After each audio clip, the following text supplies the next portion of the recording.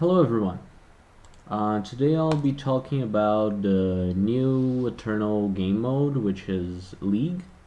League is similar to MTG Sealed, if you've ever played that. So instead of drafting, which is the regular limited format right now, you actually just open a bunch of packs, and those would be 8 packs for the first week. So you open these 8 packs and using just those cards, no dust or anything, you use them to build a 45, so a draft size deck. So how does that work exactly? I'm gonna go into the thought process that went into building my deck. So one thing that let's go to edit deck.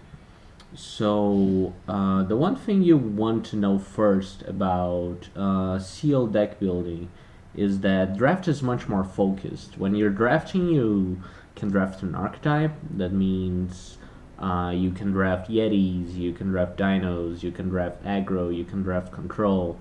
But in sealed, you just get a bunch of cards and you have no control over those cards. So you have to make do with what you can.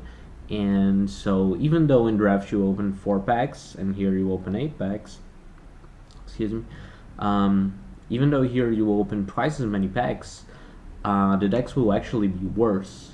So you have worse decks. So you'll see your pool, you'll see, man, I have a couple good cards, but my deck is like, it just feels non-functional. You can't worry about that because everyone will be on even ground with less than stellar cards. So what is then the first step? The first step, after opening your packs, I would suggest looking at bombs. So I had some cards that called out to me, and those would be the Highwing Glider. Highwing Glider, of course, is a flyer, a blocker, sometimes an attacker. It wields weapons nicely, and it can grind out any game, basically, drawing one extra card a turn, even 2 at the very late game. So it's a very powerful card at that. And what do we also have? Have the Rusiao, great card. It breaks stalls. It's big enough by itself. Throne Warden, really efficient Aegis dude, and things like that. After you look at your bombs, oops, just added a random card.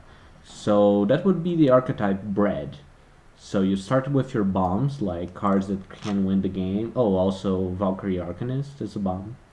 It will be a threat, then will make another unit a threat. So it's a bomb, as in it can win the game by itself. So you want to first look at those, at your bombs, and then you want to look at how's your removal.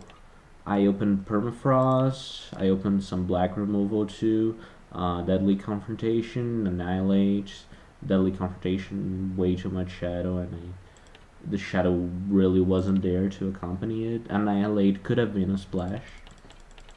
I'll talk more why I haven't splashed it. And I also had Torch. Torch is one of the most efficient cards in the game, and Obliterate, which is an amazing.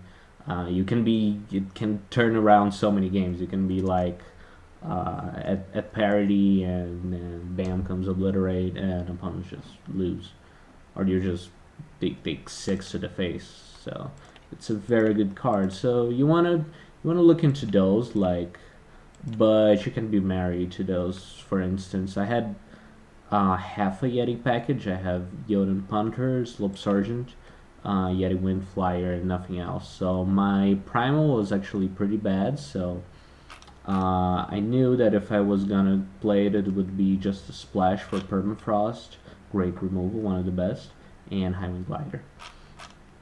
Also notice like actual card quantity, like you aren't gonna play just good cards. Like I'm playing Loyal Watchwing and Crown Watch Legionnaire, which aren't good cards by any means. So you want to see which color you have a lot of cards, and you want to play that as your main color. So mine was Justice, which is good because it's the Highwing Glider color. So we went with Justice, and that's how most of the deck building went. Then we tried to force Primal to be like a 2-color and play the most potent cards, but as you can see, Dark Bolt, Opportunist, Electropy, Snowforge, so many bad. Primal is basically unplayable. Shadow could be made to work, but it had like a very awkward mana curve, and yeah, this isn't splashable and things like that. So you went between Time. Time had some acceleration, some very filler things, some decent efficient dudes like the Vorlunk. But I ended up going with Primal, even though Fire, because even though we weren't particularly looking to be aggressive, it had a good number of cards and it could play support. It could add Torch, it could add Obliterate, it could add good 2-drops and things like that. And that is how I built my seal deck, and I hope it gives you some idea how to build yours. So look for bombs, look for removal, look for actual card quantity, and try to build a deck from that. You don't need a very focused deck, but you do need a way to win the game. So with this deck, it's pretty simple. You just want to you have a good curve here, so you can go with the 2-drops. Then hopefully you curve into the deserter and have a really powerful mid-range aggro draw, but most of the time you'll mostly stall out with the less good 3-drops, and then you transition into a Flyers plan with Highwing Glider winning the late game and Valkyrie Arcanist putting a lot of pressure. So try to build some kind of strategy like that. You want your seal deck to have a winning strategy. So that's it for the deck building portion. Thank you very much. Let's go to the first game.